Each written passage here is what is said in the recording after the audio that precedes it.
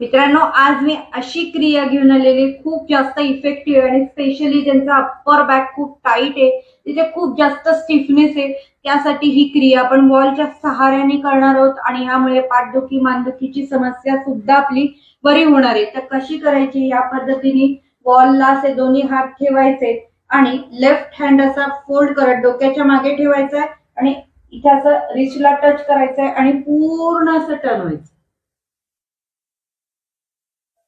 ह्या पद्धतीने chest open झाल्यामुळे आपले हार्ट आणि लंग्स कपॅसिटी सुद्धा वाढणारे खूप सोपी आणि इफेक्टिव्ह क्रिया आहे. तर हीच तुम्हाला मी दुसऱ्या हाताने दाखवते. नॉर्मल ब्रीथिंग मध्ये कमीत कमी 10 ते 4 किंवा 5 रिपिटेशन करा. आता पुढचे असे दोन्ही हात चेस्ट समोर ठेवायचे, असा हात वर घ्यायचा, परत खांद्याच्या रेषेत. खूप सोपी आहे आणि ज्यांना फ्रोझन शोल्डर आहे त्यांच्यासाठी या पद्धतीचा स्ट्रेच खूप जास्त इफेक्टिव्ह आहे.